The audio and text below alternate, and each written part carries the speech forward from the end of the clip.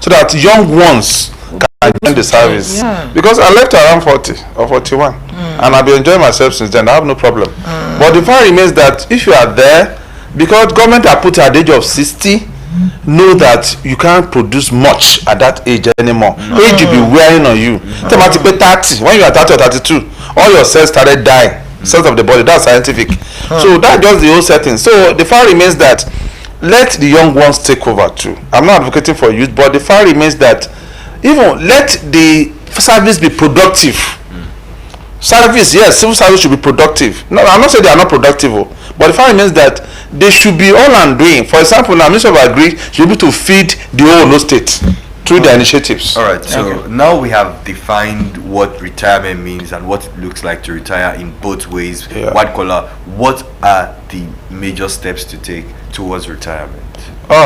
You don't need to take any step. You have to take step the day you enter service, not the day you want to retire. For those who don't know now. For those who don't know now. That's why we are bringing it. So, for example, when you are retired, one thing, there are several steps. Number one, you have to think of, first of all, you observe problem society. 2, you think of how to solve it. 3, you now dissect it. How can I be useful in this area? There are many money wet around us we don't know. For example, now, a parent that went to work and they couldn't even afford to cook all those things. You that at that area need be sharing, they can say my share indomie whatever, keep my percent. It's a problem, Connie, you are making your money. But people cannot start from little area, but you can start from small thing. Another one is understanding the problem, then able to solve it.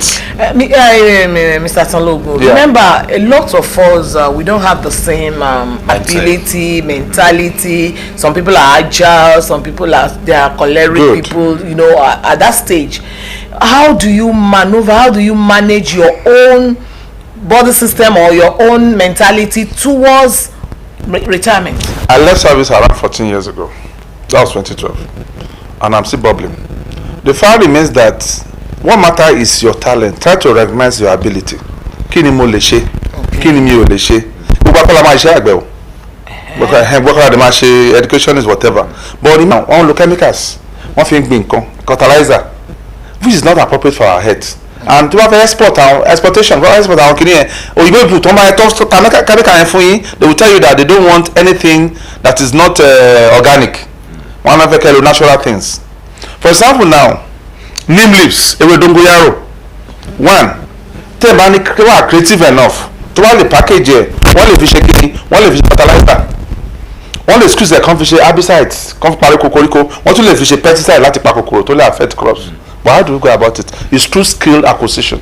Then mo ṣe ń rò pé tí táyé bá wà kóṣù tó parí lágbára Ọlọ́run, I still want to train all our pensioners in collaboration with government free of charge. Voluntarily. Because àánú máa ń ṣe nígbà míì tí bá ti rò pé ẹni fẹ́ kúrò service ó ti ń gba social amount wọ́n máa reduce ẹ̀ kò ní tó ẹ mọ́ bẹ́ẹ̀ wà nídìí drugs ọmọ ṣe máa wà ní school Ọlọ́run ti lè mú ẹ kó fẹ́ ìyàwó tuntun wàá ṣe mọ̀ kó ṣe wàá bẹ̀rẹ̀ wàhálà gidi. So that does it. Not every civil or white collar job worker has this skill we are talking about. Not all of them can think spontaneously. Most people they just want to do the paperwork. Is there like a scheme to say maybe they can save ahead, maybe they can invest ahead, maybe there's something they can invest in, because I know there are investment schemes too, because not everybody will be active. Nǹkan wà tó ń pè ní integrated farming system. Integrated ni pé wàá níbi just 1 plot or 2 plots. And maybe we can have some of the clips, RTD please. Maybe we can have some of the clips. So that will just be that we are just talking. Yes, see this and learn. Keep on. Okay. Irú èèyàn bá tó pé, for example now, I have some plot of land here. Ìwọ tó bá ti ní àyè nílé ẹ, well, we don't have this thing like what I'm doing here now. In your office, you can even plant inside sack, inside anything within your home. To lè máa make owó. For example, I was in a school at Ijapo, meaning that school because of advertisement. So that boy was just primary 5.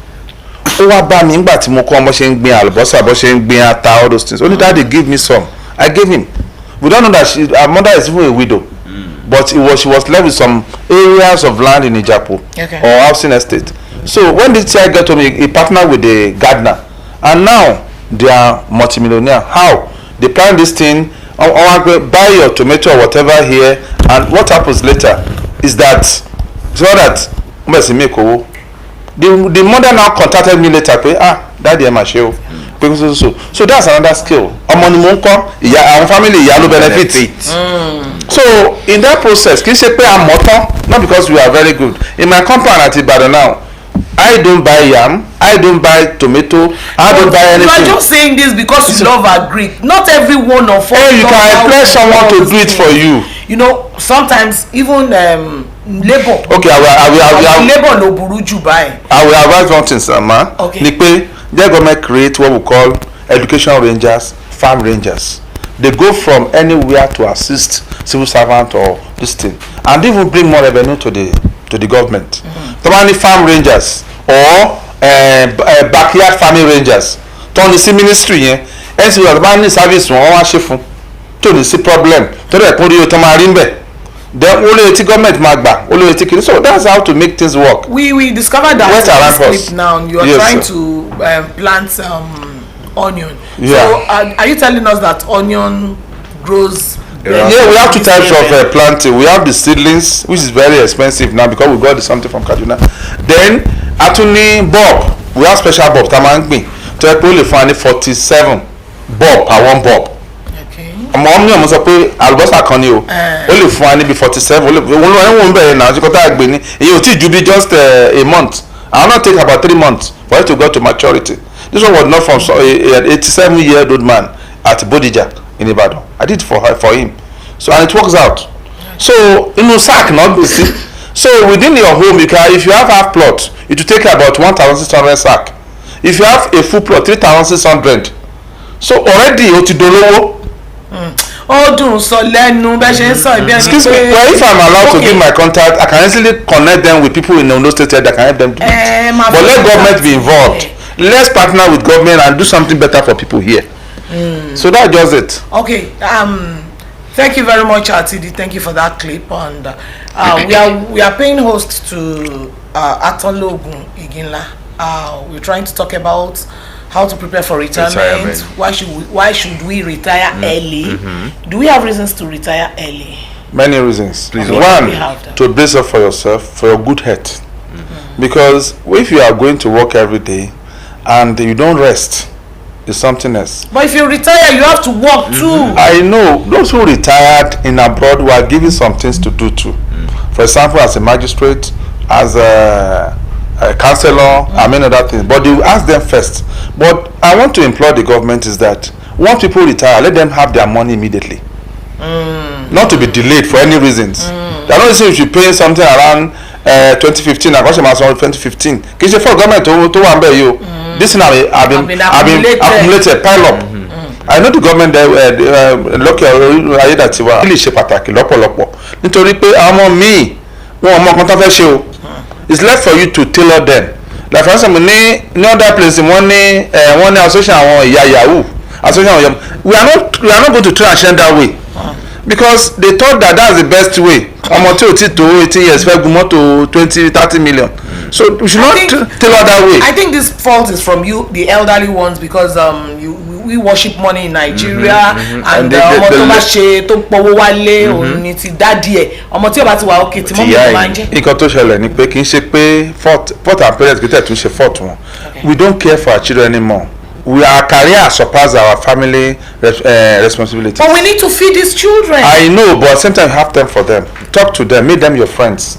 Let them know what their talent lies. About my children, I know where their talent lies, and I put them towards it. How do they do that? This is maybe why you should retire early, because again, you can say this now, because you have ample of time around you. What about somebody who works sporadically?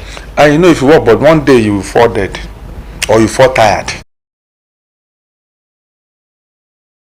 Lọ́wọ́ wọ́n ní téèyàn bá rẹni bá là àti la máa ń ṣòro ní Nàìjíríà tá a wà yìí kì í ṣe pé ọ̀pọ̀lọpọ̀ fẹ́ ṣe business o kì í ṣe pé kò wù wọ́n láti ṣe o ṣùgbọ́n kò sí ràn lọ́wọ́. If you want to do business you don't need money first. What do you need? You need to observe. Observation. Jókòó kí ni ìṣòro àwọn èèyàn tí mo fẹ́ sọ pẹ̀lú business mo fẹ́ ṣe you start little 10,000 péré jù láti bẹ̀rẹ̀ business kì í ṣe pure water. wọ́n attack statement kan tó jáde orí. òótọ́ ló sọ ìyá oníyà òótọ́ ló sọ ó rí ìrírí kó tó sọ bẹ́ẹ̀ bẹ́ẹ̀ fẹ́ lómi ní 500 million á blow ẹ̀ ni á nọ dànù ni kò sí nǹkan tá a fowó yẹn ṣe. wá wo àwọn. because kò sí nǹkan tó fẹ́ kò ní nǹkan tó fẹ́ náwó ẹ̀ lórí kò ní talent yẹn kò níbi tó ń lọ. for example say most of our governor wa tó ń try nsìn àwọn governor wọ̀nyí try o àtàwọn asọ̀gbẹ̀ àtàwọn tó wà ní because àwọn tó wà lọ́rùn wọn ẹlòmíràn fún yàn lóyún àníwọ̀lú bàbá kó mọ́ wọn àtúntò sẹ́nu ọ̀lẹ́ tìrín àwọn politician tí ò níṣẹ́ ibi la fẹ́ dojú ìrànlọ́wọ́ ẹ̀kọ́ ẹ tó fẹ́ ṣe kankan nígbà àwọn kọ̀tẹ́sì máa kọ́ wọn àtàwọn bá wẹ́ kíní ẹlòmíì lọ fún yàn lóyún ó bí ìbejì wọ́n ní kí wọ́n máa kó mọ́ kí wọ́n máa ṣe kíní wọ́n ní mi ò lè ṣerú ẹ̀. kí politician ò kì í ṣe. wọ́n ní iṣẹ́ òun ló kọ́ gbọ̀ngàn ó sọ àmúni ọkẹ́ gba ilé ìkó lọ ṣe títí òní ó gbà lẹ́ẹ̀mẹ́ta mu dànù so that does it because àwọn tó pọn ṣe àmì politician iṣẹ́ wo ló ń ṣe. well is politician not a profession. it's not a profession no. Okay. some of them are rabble rousers. wọ́n kàn ń lọ káàkiri ni wọ́n kò leader ilé yìí wọ́n lọ sí leader kejì from leader ilé wọ́n lọ sí leader kẹta nǹkan tá a nídìí ní Ondo àti Nàìjíríà ni pé ẹni tó fẹ́ ṣiṣẹ́ fara ìlú iná abroad àwọn tó retire àwọn tó ti rí ìrírí àwọn ló máa ń contest fún election kì í ṣe àwọn ọ̀dọ́ tó ṣe ń bọ̀ wọn lọ ṣe máa ń kówó jẹ.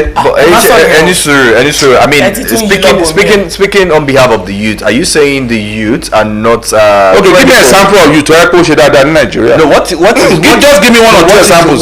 What is so corrupt TFCC ò gbé. but then we have seen very many older people that they I know but give me an example of no I'm also a youth. I'm saying what is the majority what is the majority of the youth you are talking about. The youth I'm talking about it's not about age it's about experience. What is experience? Experience what you have gone through, what you know, what others doesn't know. But again, you cannot experience this thing like you say. Experience is the best teacher. Most of the time, you cannot make all the mistakes before you start learning from experience. In our schools, yes, letting our children to understand our culture and our principles. One minister of education, whatever, I'm not mentioning his name, is one that bring about our local language should be fostered because we've got what we write. You have problem with. Sir, I will suggest one thing. Okay. This is a very noble government, good one. Government is machine now. In each ministries or whatever, they can create a went around horse. That should be the topic. Went around horse. Ani. Momo. Went around the month on pé tó bá ti ń pé kò tí pẹ́ jù báyìí ẹni tó bá kọ́ wọ service jẹ́ kó mọ̀ pé ibo kí ló fẹ́ ṣe. Then let government allocate whatever for them and let them continue. Wọ́n máa ṣiṣẹ́ ìjọba wọ́n ti máa prepare for their future. Mi ò ní ká máa yọ owó wọn fún. Wọ́n ní lè concentrate láti ṣiṣẹ́ ìjọba yẹn. Ṣiṣẹ́ service. No. But the fact is that memo tó ń kọ láti last year tó ń fẹ́ kọ́ mi wọ́n ti lọ repeat the same thing. If civil service is creative enough it's really enough to make government more functional than before.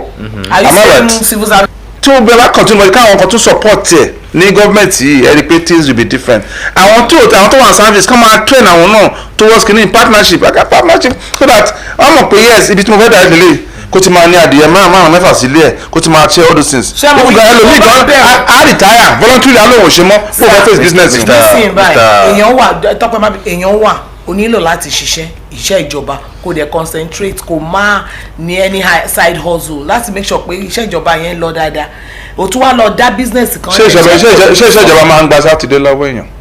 Is that yes, and you still have your off. Moreover, you still have your. In some areas, go to Britain now. Gbogbo ilé tán ti ṣe church wọn sọdá ilé ijó supermarket tó máa fún ọ lówó àwọn kan ló fún wa ní ìdíjọ yẹn ni. So I mean that is like that, but we are blinded by these religious activities than even think of our life. As a problem, máa ṣe sọ́nà àsọ̀kalẹ̀ ni. God is not yes. So it's mysterious. You still have another show somewhere else, and maybe in the jiffy. Do you have any personal question? Like I always do. Yes. All right. So what mindset should any white collar, because I really don't like to say civil, because I know there are a lot of servants. Yeah, they are civil servants. We have private servants. They even have to change the name from civil servant. But we are not servants. Are we not? We are not. We are not. Because I believe we should be civil noble. Well, remember the way salary salaries are being paid, the way things are being done, we look like Let me tell you something that activity is poor. One your commissioner. One your commissioner. Activity is poor. One your SA. Special advisor. Thank God you mentioned that. The delegates. That thing God you mentioned has been working. Yes, it's been working. Yeah, I know. So our governor. He's governor. So my question again is that what mindset should every civil or private worker have towards retirement? Is it that they go after retirement because a lot of people just want to sit back? If you jumble in, you jumble out. Okay. If you don't plan, you replan. Or if you don't you fail to plan, you plan to fail. That is it. Programs of you have heard this program. Right. Go and start planning. If possible, contact the producer, get my number. I'm not a perfect person. Okay, let's do it this way. Before you go, maybe you want to give us your number so that some people may not have the opportunity of contacting us. Okay. So please call your number. It's very simple. Okay. 0803 0803 6 Mary, I'm talking about 6666 then 461 Odo àti ẹ̀jọ àti Odo àti ẹ̀ta àti ẹ̀fà mẹ́rin àti ẹ̀rin àti ẹ̀fà kan àti ama on the early childhood. Apart from that, very information. Adults, I study adult my master's. Yes, too. Because I study my master's degree. I study education in my master's degree. I also study education technology in my master's degree. Oh, nice. From both UI and OAU, and University of London perspective. Well, thank you very much. That's all we have with from this side. We have been paying host to, and he loves teaching people and telling people what to do at the right time. Well, hope you have not started preparing for your retirement. And remember, you are getting to 60, you're getting to 35 years of age in service. You better start it now. Nigeria yìí ti gbó. Torí àwọn ọmọ wa tí ń bọ̀ lẹ́yìn. Kí la fẹ́ sọ pé àgbélé ayé ṣe gbé kájọ gbé bóyá kájọ gbé bóyá gbé kémi gbé bóyá kájọ gbé gbé kémi gbé Nàìjíríà yìí ti gbogbo wa ní kó má gbọ́dọ̀ bàjẹ́ torí kò sí ibòmíràn tí a lè lọ.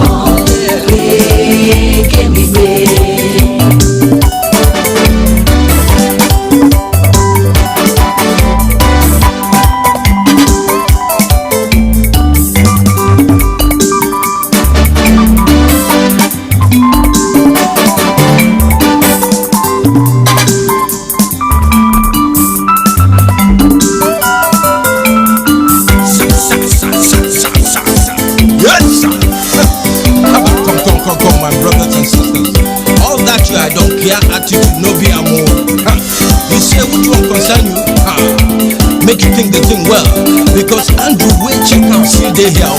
So make I tell you whether you be Yoruba, Hausa or Igbo, all na the same 10 and 10 pence.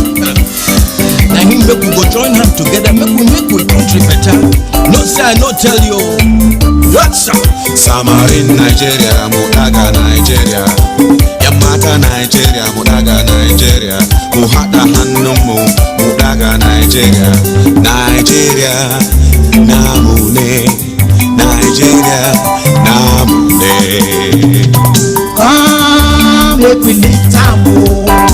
Please make a lift. Come, make we lift Nigeria up. Please make a lift. This Nigeria now we own. Make it up Africa. No place where be like our home. Home, sweet home. Make we join hand and take a ride. Please make a lift. America plus Germany, France plus Britain. Yeah, shebi we know, then they suffer before. Sincerity plus hard work. Now it make them be the best today. Everybody want become citizen. Brothers and sisters, make we no give up. If today bitter, tomorrow will be better. If today bitter, tomorrow will be better.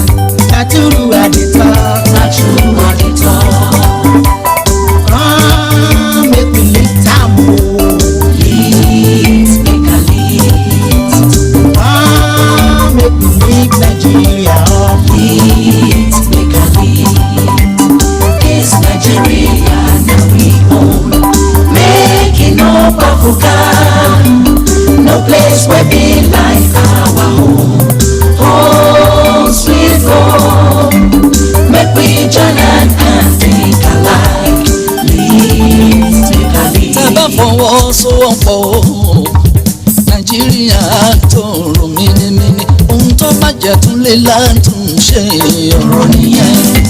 The way forward na him be this. Make we work for better Naija.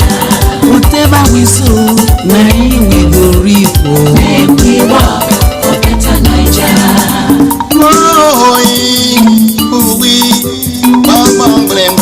In the name of the Most High, I beg you live good. I beg you live good in the spirit of brotherhood. Fade away, oh ye spirit of segregation. Move away, oh ye spirit of nepotism. I beg you, please listen to we. Make we work for better Naija. The more we are together, together we shall be. Make we work for better Naija. Together we stand, divided we fall. Make we work for better Naija.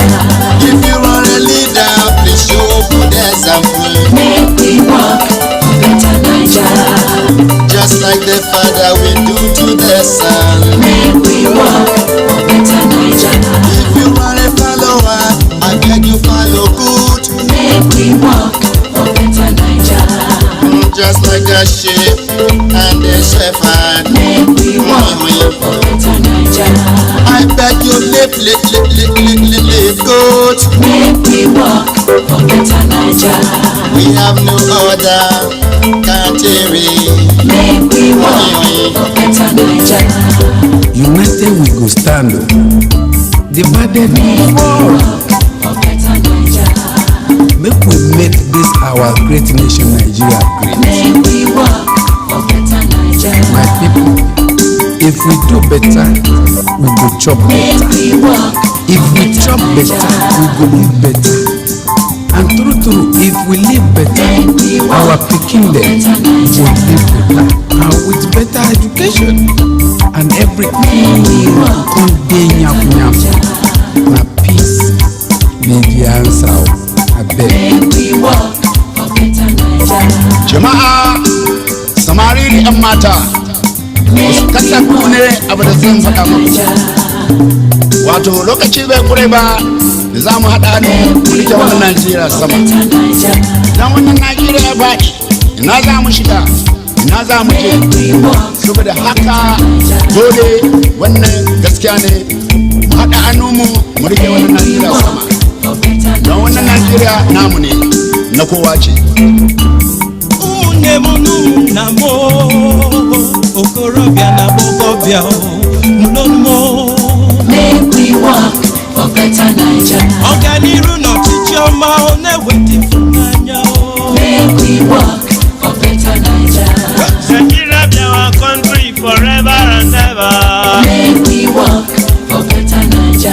God take our troubles and give us peace. Oh. Make we work for better Naija. Amuye bere mi so. Make we work for better Naija. Nigeria bere mi so. Make we work for better Naija. Nigeria bere mi so. Make we work for better Naija. Muhada hanumu mudaga Nigeria. Make we work for better Naija. Ikorabo ona no rere me. Make we work for better Naija. Nigeria orere me. Make we work for better Naija. Nigeria now we own yeah. Make we work for better Naija. Baba, mama, make we carry them together. Make we work for better Naija. Kemide iwobe agbe Nigeria laruge.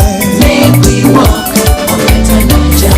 Nigeria, we man oh. Make we work for better Naija. Wala wo wage akwebo egbe.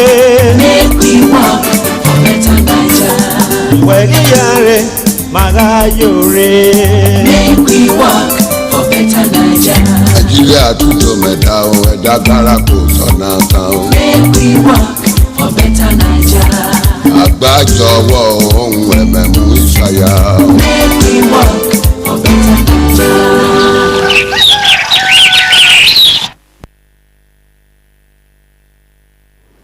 Yes, make we work for better Naija. We too, you suppose work, me I go work, and everybody when we put hand together work for better Naija. I know say Naija go dey well. And when we put hand together work for our family, you know say na the family na be the smallest unit of every organization. So when the family dey intact, na so Nigeria go fit dey intact, na so the world go fit dey intact. Now make us welcome the guests we say we get this morning again. Okay, yes, thank you for giving me the honor. And of course you mentioned family, the smallest but the most important unit of the community. Yes. Well, we have Mrs. Ayegunle Rhoda here. Auntie Rhoda, welcome again, because she has been on the show a couple of times, but of course because we know she's a good mother, she's a good family manager, which is why we have brought her again. So Auntie Rhoda, what are those things we need to do to work well for better Nigeria? Thank you, moderator. Good morning. Good morning. What we need to do for betterment of our community is that make sure every home have a good standard. Every home have a good standard. They should have. When we talk about standard, what actually are we really talking about then? What I mean by that is that be honest. Honesty. Find something to do. Do something.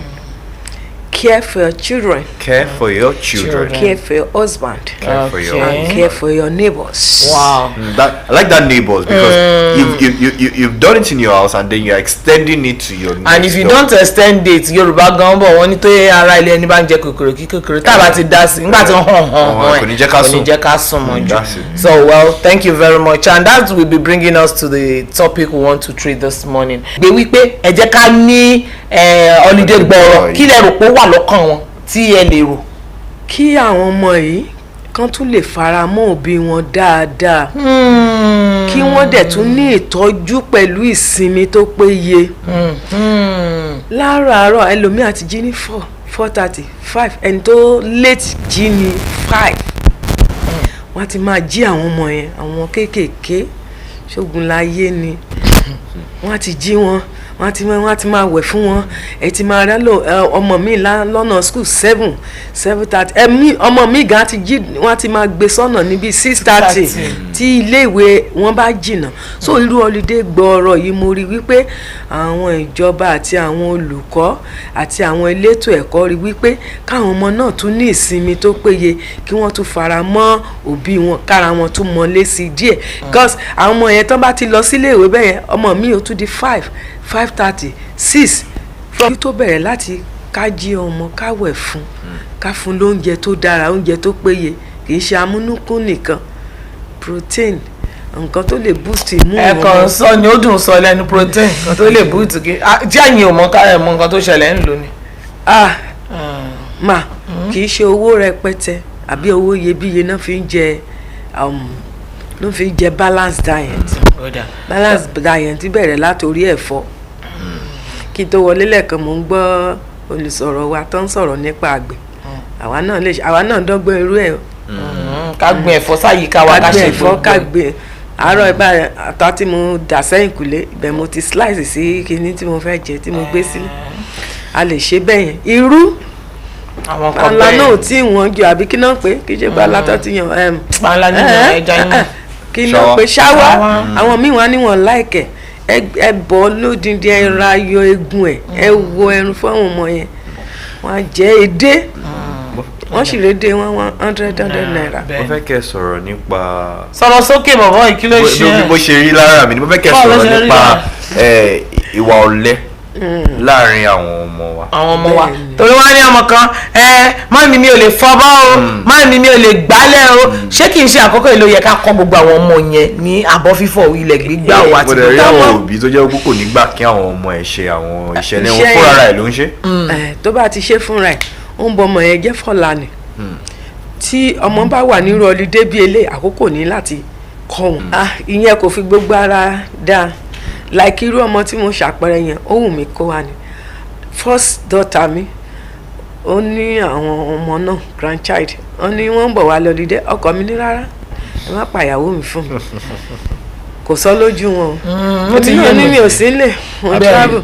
Wọ́n sì pè mí lánàá, wọ́n ní gàwọ́n ẹlẹ́ ti travel ni mo ní mo ń travel. wọ́n sì wà ní ṣọ́ọ̀ṣì jẹ́ káwọn ọmọ yín máa bá yín ṣeré kán bá yín wo ṣọ́ọ̀bù yín. ẹ̀yin fẹ́ tọ́jú ọkọ yín.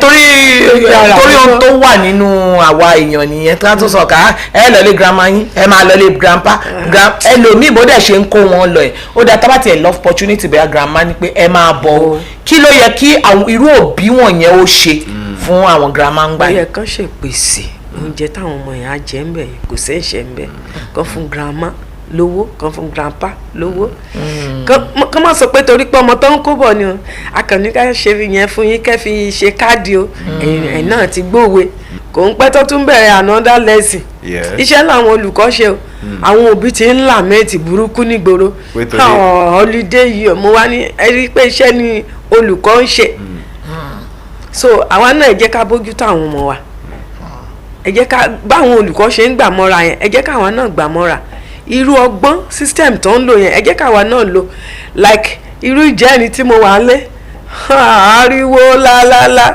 àwọn mẹ́rin ni mo yá ṣe kinní kan àwọn kékeré méjì twins ni wọ́n mo yá go and sit down there sleep mo ti fún wọn ní tíìmù go and sleep ohun àpapọ̀ àti ìgbà tí mo sùn mo kó àwọn yẹn wọn ó dà mú àwọn ìyàwó ròdà ẹ jẹ́ ká wá wo àwọn ọmọ tó ti ṣe díẹ̀ sókè nírú àkókò yìí ṣé lẹ́sìn gangan ló tún wáyé ká kọ́ mọ̀ sí àbí ká tiẹ̀ wá bí iṣẹ́ ọwọ́ kan àbí tán lè ṣe mọ̀ wípé àṣelẹ́sìn náà ìwé náà ti kàkàkàkà bó wà ní. ẹ ṣe olóòtú tí ọmọ bá gba irú àyè ìsinmi bí eléyìí tó bá ti gbọ́n bí ọmọ like 12 to upward ó yẹ ká fi sí ẹnu ẹ̀kọ́ṣẹ́ kan tó máa bá ń bẹ̀ ó ṣe ń dùn mí báyìí mo ní ká ní mo mọ̀ màá ti kọ́ṣẹ́ télọ̀. kódà màmá mi ẹ jẹ́ ká ṣe bí eléyìí ẹ jẹ́ ká lọ sókè lọ́hùn náà a fẹ́ gbé ìpolówó ọjà lẹ́yìn tá a bá dé àá tẹ̀síwájú. Soft life isn't luck. It's a recipe. The right ingredients, the right balance, and everything just works. That's what soft life truly is. Choosing what's already made right for you. Hair growth, itchy scalp relief, dandruff control, anti-breakage. Every jar made to give your hair exactly what it needs. No stress, no guessing. Just soft, easy hair every day. So yes, be a chef. And when you get it right, it's effortless.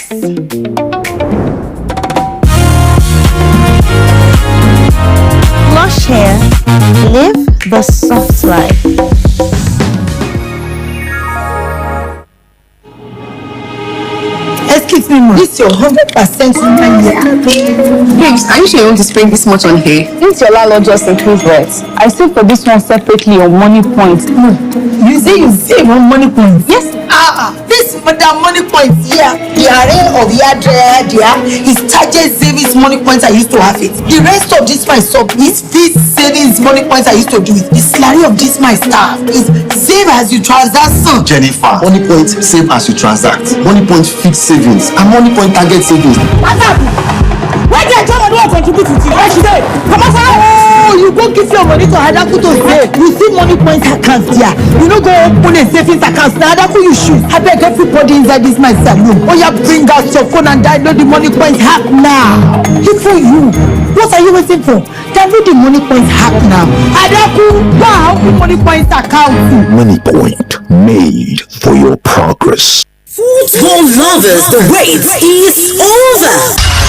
Wilson, who stands one up towards the back post. Luke Shaw bounces. Oh, what a save! Senna Lomans manages to get... The WAFCON is here and Osrc TV is bringing you live coverage of every thrilling moment, kicking off Sunday, July 26, 2026. Experience the passion, the rivalry, the excitement, and the very best of West African football, all from the comfort of your home. Watch live on Osrc TV channel 23 UHF. You can also catch all the actions on Star Times channel 113, Mopless Digital Satellite channel 720, or stream live anytime on the Free TV app. And here is an opportunity for business. Place your adverts before the match, during halftime, and after the match, or within our special AFCON coverage. Àwa míì tó jẹ́ pé bí a jẹ́ bí òṣìṣẹ́ ìjọba, ṣé ẹ lérògbà wípé ó dáa ká máa gba àyè ìsinmi tiwa sí àkókò tí àwọn ọmọ wa ní holiday?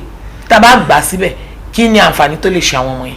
Tá a bá gba àkókò ìsinmi wa sí àkókò tí àwọn ọmọ yìí gbọ́ludé, most especially obìnrin, ó dáa láti lè fojú sáwọn ọmọ yìí. Ẹ rí i pé lákòókò tá a tún wà gan àkókò ọ̀gìnìtì náà pé àkókò òtútù a lè bójútó wọn, wọ́n lè jẹ oúnjẹ tó warm, but ó dáa. Ṣùgbọ́n tí obìnrin bá ṣe mẹ́wàá ní irú ilé iṣẹ́ yẹn, ṣáwọn mẹ́wẹ̀ẹ̀wá wá gba àyè ìsinmi sí ẹ̀kọ́ náà. Ó dáa, ó tún rí bákan. Question gẹ́gẹ́ bí mo ṣe máa ń béèrè, irú what advice lẹ máa fún àwọn òbí tí wọ́n nífẹ̀ẹ́ ara wọn ju ọmọ wọn lọ? Torí púpọ̀ a máa ń rí wípé àwọn òbí mi láyé tá a wà ń sìn, ara wọn náà fẹ́ gbọ́, àwọn ló fẹ́ wọṣọ yẹn, àwọn ló fẹ́ jẹun yẹn, ó wà bẹ́ẹ̀ yẹn náà fẹ́ lọ, ẹgbẹ́ yẹn náà fẹ́ ṣe, wọ́n á dẹ̀ pa ọmọ wọn tì, wọ́n ní alẹ́ lọ́mọ tí ń ṣeré, lọ́mọ tí ń jẹ. Irú what advice do you have for them? Irú ìwà yẹn ò dáa o, torí nígbà tó bá dọjọ́ alẹ́ lọ́wọ́ àwọn ọmọ wọ̀nyí ló máa rẹ̀ wá sí o. Àwọn ọmọ mi ta fagídí tán náà tá a kó gbogbo ẹ̀ lé wọn lọ́wọ́, àwọn ọmọ wọn ò dúró kán. Ọlọ́run ní já bí ọmọ ọlọ́mọ. Àmín. Kì í ṣe pé bóyá ọ̀rọ̀ ṣọ́ọ̀ṣì, obìnrin gbọ́dọ̀ kún fún àdúrà dáadáa, torí pé mo fẹ́ jígbà. Ẹ ṣeun, ẹ jẹ́ ká wò nípa ẹ̀rọ ayélujára, fóònù. Lákòókò yìí àwọn ọmọ mi àní tí a bá ṣàti gbé fóònù lé wọn lọ́wọ́ kò sí problem, wọ́n á máa wo cartoon tọ́mọ mi ò fi wo nǹkan mi. Báwo lẹ̀yin ṣe rí sí pé ká bóyá ẹ̀rọ ayélujára àwọn ọmọ wo ló lẹ́tọ̀ọ́ láti máa lò àbí ká kàn gbé fún wọn àbí irú. Ó nílò kéèyàn mọ irú tó program sórí kíní. Àwọn kan tówó bá wà wọ́n máa ń ra kíní ọ̀tọ̀ fún àwọn ọmọ wọn yẹn tó jẹ́ pé táàbù tí wọ́n á yàtọ̀. Ajẹ́ cartoon. Kì í ṣe fóònù tó wà lọ́wọ́ wa táwọn ọmọ lè lọ press anything tá a lọ sí ibi tó lè corrupt wọn. A gbọ́dọ̀ ṣe dé that level. A gbọ́dọ̀ bójútó wọn. Bí àwọn ọmọ yẹn bá dẹ̀ ń rà wá lóun present ẹ̀ fún pé torí pé ó jáde secondary school. Gẹ́gẹ́ bí ìyá, ojú wo lẹ́yìn fi orúkọ bẹ́ẹ̀? Ọmọ tó jáde ilé ẹ̀wọ̀ kì í ṣe yunifásitì o, ọmọ ilé ìwé mẹ́wàá tí wọ́n gbé ọkọ̀ ayọ́kẹ́lẹ́ fún, ọ̀nà ikú náà fẹ́ ṣe fún yẹn torí nípa bẹ́ẹ̀ nípa ọ̀rẹ́ yẹn á tún ní ọ̀rẹ́ tó bá dẹ̀ ti ní ọ̀rẹ́ tó ń bẹ̀rẹ̀ sí ní jẹ wàhálà ni o. Èèyàn ṣe kíkẹ́ ọmọ náà ni ṣèbéèyàn kẹ́ ọmọ ẹ̀ náà. Irú yẹn ò dáa tó. Kò dáa ní kíkẹ́. Ibùgàn tọ́mọ bá jáde yunifásitì gan wàá wo irú ìwà tó sì wà lọ́wọ́ ẹ̀ àti ṣe tó wà lọ́wọ́ ẹ̀ o kò tó gbọ́kọ̀ ayọ́kẹ́lẹ́ lé lọ́wọ́ because á pe àwọn like irú ìyá mi ó kàn lè mi kó ní kéèké ká máa lọ sọ́nà bẹ́ẹ̀ á bẹ̀rẹ̀ sí ní máa pa àwọn ìtàn àti ìrírí ayé fún mi nípa bẹ́ẹ̀ ó ní máa fi sọ́wọ́ kó lè fi gbé ìgbé ayé ẹ jẹ́ ká kọ́ àwọn ọmọ yìí ní ọ̀nà tó yè kooro ọ̀nà Ọlọ́run ọ̀nà òtítọ́. Ṣé ká máa ṣáà máa kọ́ wọn lẹ́kọ̀ọ́ ṣá? Mo ti sọ pé a lè kọ́ wọn, a lè jẹ́ kí wọ́n lọ síbi iṣẹ́. Níbi iṣẹ́ tán bá dẹ̀ lọ yẹn ọ̀gá wọn áńdù wọn, ẹ má sọ pé wọ́n ń fìyà jẹ wọ́n kúrò ńbẹ̀ má lọ mọ́ torí ọmọ tí ò bá jìyà kò lè jọrọ̀. Ẹ lọ wo gbogbo àwọn tó jìyà irú president wa ìgbà kan rí Goodluck. Èyí ṣe tí ò ní bàtà bàdá tí ò ní bàtà. Èmi ń kọ́ àti bẹ́ẹ̀ lọ. Ẹ ṣe wo. Ẹni tó jìyà tí ò tún lọ́pọ̀ lọ ó ṣe ń ṣe kó jìyà gé o. Ó jìyà gé. Ọlọ́run ní jìyà gé. Ẹ ṣe wo Mama Rhoda Ayégunlẹ̀, thank you very much for coming on the show. Ẹ̀yin èwo bí wa níbi tẹ́ ẹ wà wọ́n ní kì í ṣe bóyá lẹ́sìn nìkan ẹ jẹ́ ká fi wọ́n síbi tó bá yẹ ẹ má dẹ̀ fi wọ́n sọ́dọ̀ bọ̀dá Matthew àti bọ̀dá ó ti yé yín o ntọ́ bá dẹ̀ ń wò lórí ẹ̀rọ ayélujára ẹ jẹ́ ká tún máa bá wọn wò ẹ jẹ́ ká bójú tó wọn dáadáa àkókò holiday ẹ jẹ́ ká bond pẹ̀lú wọn dáadáa ẹ jẹ́ ká mọ̀ wọ́n pọ̀lọpọ̀ ọmọ ẹ o kò mọ̀rú ọmọ tó ń bí rárá ẹ jẹ́ á mọ̀ wọ́n lákòókò yìí ẹ ṣe ẹ já lọ sókè lọ́hùn nígbà tí a máa gbé ọ̀gá ọlọ́pàá wọlé a fẹ́ sọ̀rọ̀ nípa ààbò wa ẹ ṣe.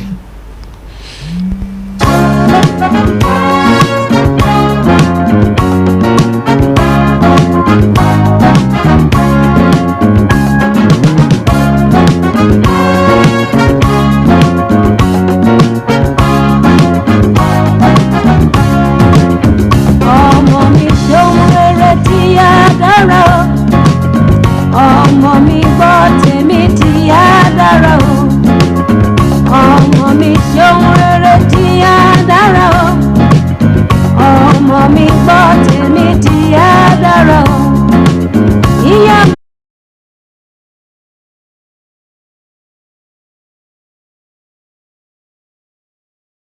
wa dára o. Bàbá wa ṣeun rere tí wá dára.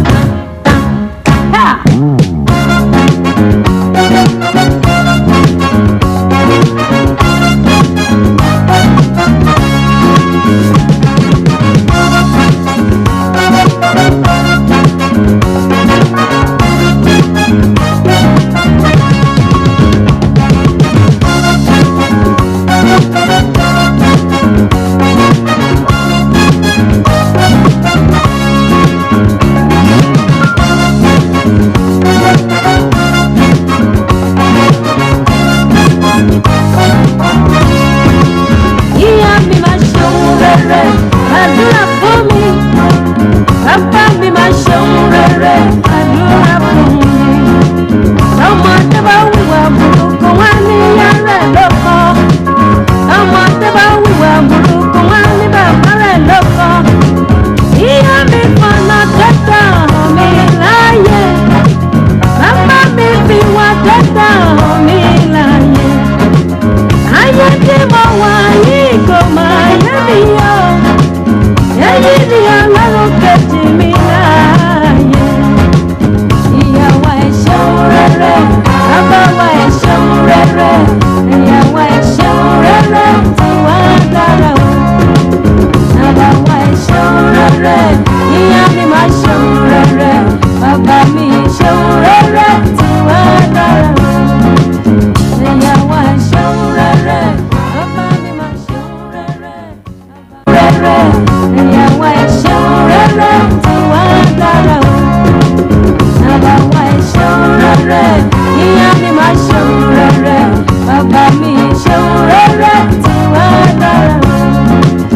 Ìyàwó ẹ̀ ṣeun rere, bàbá mi máa ṣeun rere. Dadibu kwaku nelele, dadibu kwaku nelele, chimbu kwaku nelele, oku nelele, oku nelele, oku nelele, oku nelele, oku nelele. Indeed, our God is a consuming fire. In book of Deuteronomy 9 verse 3. Therefore, understand today that the Lord your God is He who goes over before you, my children, as a consuming fire.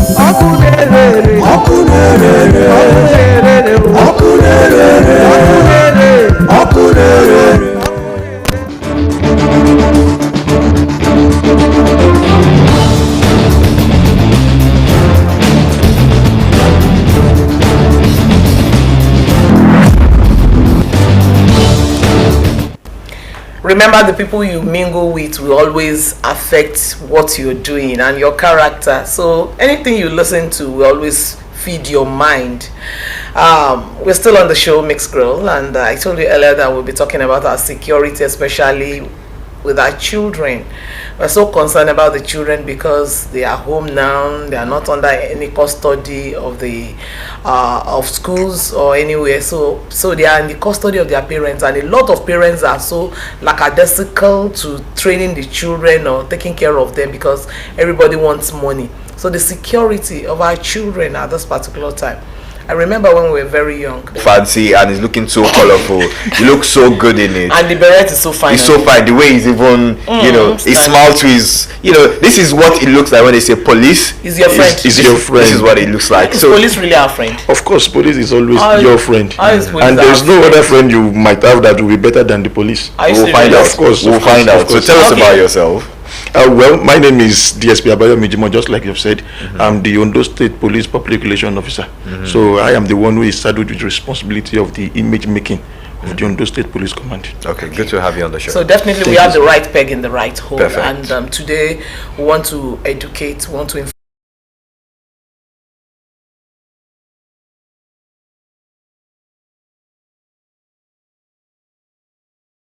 Mentioned, what then can the children themselves do, or what do they need to know to secure themselves too?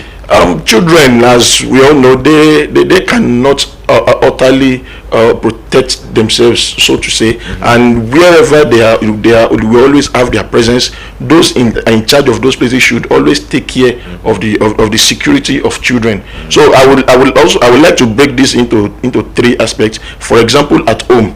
The first one, at home. When children are at home, the care and custody of these children lies solely in the hands of their parents and their guardian.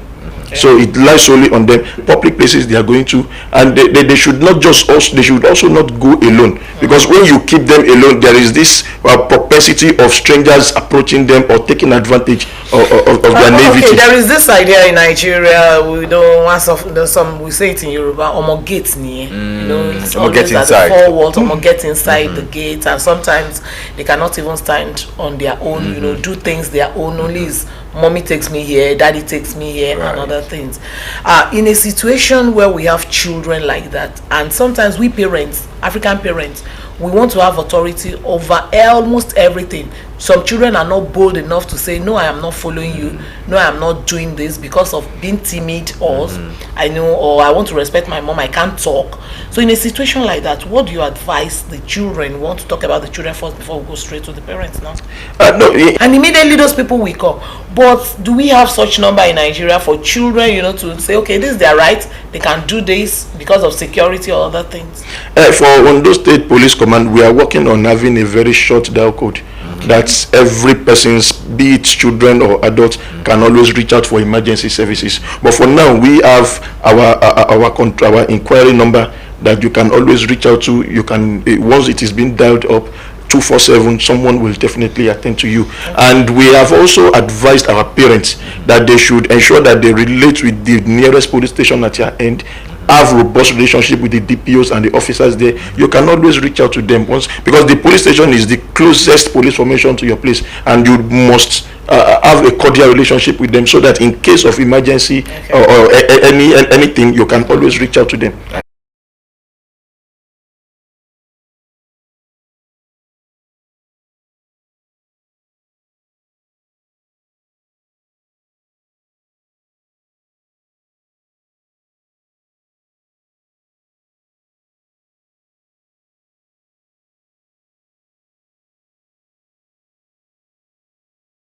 Our children from causing troubles in the society. So aside the ones wearing uniform, we also have our intelligence operatives who go out on covert operations.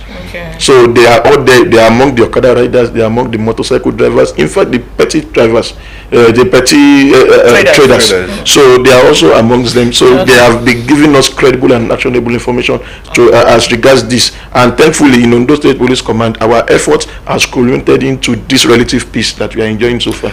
àwọn òyìnbó tó tóbi láti sọ látàárọ̀ tó dàbí pé tí ó bá ṣe orí ọ̀fẹ́ Ọlọ́run ó ṣe é ṣe kí wọ́n gbọ́ ẹjọ́ àwọn tẹ́tí sọ ní èdè. Lákòókò yìí torí àwọn ọmọ wa àti aláti lè bójútó wọn. a tún ní àwọn tí ó jẹ́ pé on control traffic, àwọn tó ń darí ọkọ̀ ìrìnkè rídu ọkọ̀. bẹ́ẹ̀ tó máa ráwọn ọmọ tó lọ lẹ́sìn. gbogbo tó máa ti rí àwọn ọmọ tí ó ń lọ lẹ́sìn, àwọn ọmọ tí wọ́n fẹ́ sọdá, tí wọ́n nílò ìrànwọ́ ọlọ́pàá, àwọn à ń bẹ̀ torí a ní àwọn obìnrin wa náà tó jẹ́ pé ìyá làwọn náà tí wọ́n ní ọmọ, so gbogbo ẹ̀ náà ni gbogbo ètò yẹn ní iléeṣẹ́ ọlọ́pàá wa ti mú sílẹ̀. ó dà gẹ́gẹ́ bí iléeṣẹ́ ọlọ́pàá tí ẹ̀ ń bójútó ààbò, kí ni ojú wọn? mo rọ́mọ kan tí wọ́n mú wá sí iléeṣẹ́ wa láìpẹ́ yìí, wọ́n mọ yẹn jáde lẹ́sìn kò mọ̀nà lé mọ́, ló sì rìn gbogbo ẹ̀ wá bẹ̀rẹ̀ sí ní dàrú, ló dàpọ̀ mọ́ lójú ní ò bá mọ ọ̀nà tí ó gbà. nírú àkókò yìí kí ni ohun tí ẹ ní kí àwọn òbí ó ṣe gẹ́gẹ́ bí. ní irú àkókò báyìí ohun àkọ́kọ́ tí a máa ń rọ àwọn òbí wa ni pé ẹ jẹ́ kí àwọn ọmọ wa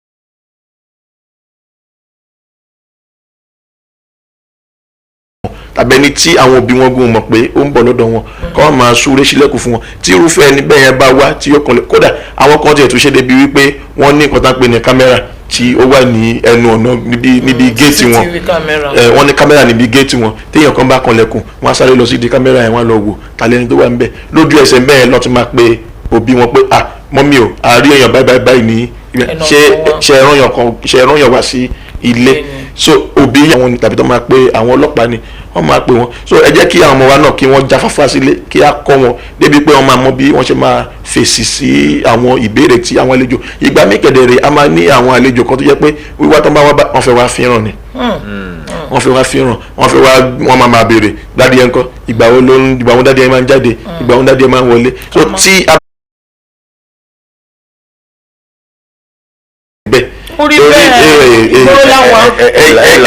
àwọn nǹkan míì bá ṣe ṣẹlẹ̀, òun ni àwa ọlọ́pàá la ṣe máa ń fi ọgbọ́n tó.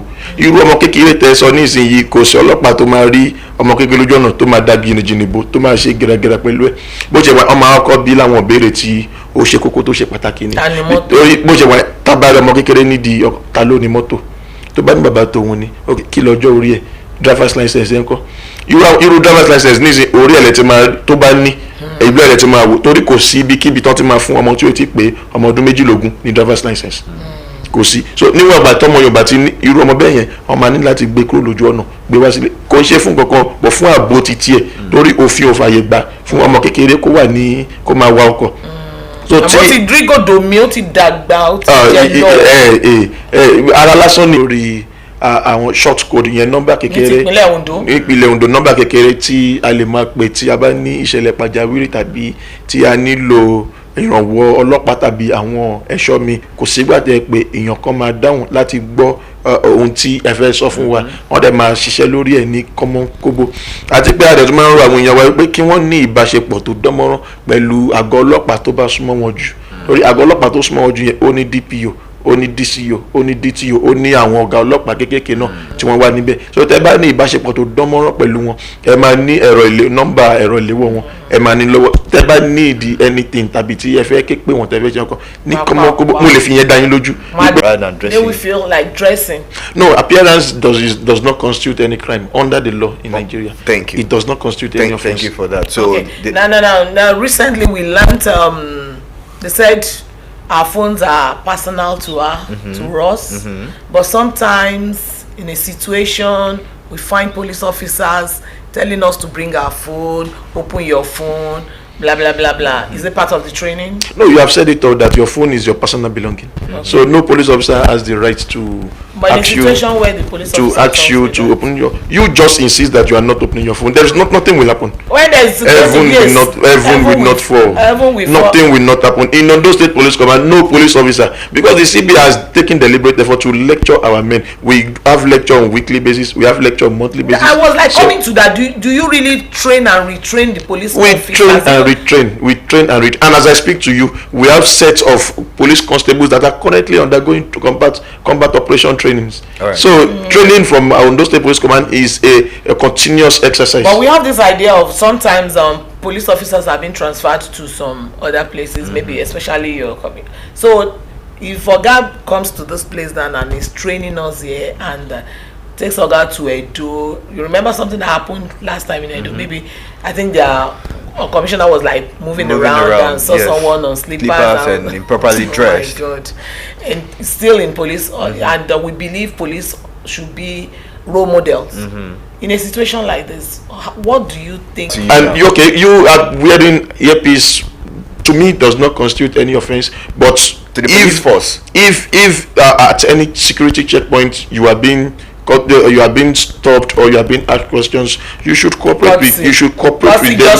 But I'm not listening to anything. I'm not listening to anything. How do I know? But it's my personal belongings. Of course, they are not retrieving it from you. Yeah, so they are not retrieving from you. Why should that be? It's just a matter of courtcy. It's a matter of you just giving necessary attention to the police officer that or the security agent. Things from us, but assisting us. Giving back to the society. Talking about assistance, we have a section that is the gender unit, the gender-based section.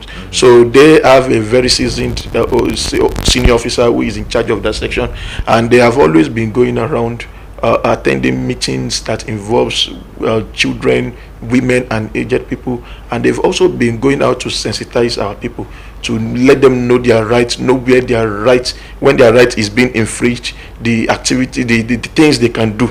So we have a section that is saddled with that responsibility. Apart from staying on roads, staying on at the counter, what are other things you people do? Yes, I just mentioned earlier. I mentioned that we have our traffic men and women who also assist when it comes to emergency rescue services, because we cannot rule out the happenings of accident. Effective. In Ondo State Police Command, God has really blessed us richly. In fact, we have very robust interagency collaborations in the state, and this collaboration does not just stop with the conventional security agencies. So we have robust relationship with the non-conventionals as well, the Amotekun, the forest guard, the vigilante services. In fact, we convene regular meetings both at the divisional level and at the headquarter level. So we've been talking, we've always shared intelligence that has led to successes and achievements in the Ondo state. I wanted to ask about child trafficking, but it seems as if our time is fast spent. Right. What are you people doing towards child trafficking? We are doing a lot. We are doing a lot. There are some big madams that always want to go to the village, get people, and just share them like that. We have always cracked down on issues like that. Of course, bail is free. You agree? Those states. Anywhere. You agree with it. Anywhere, bail is free. Alone.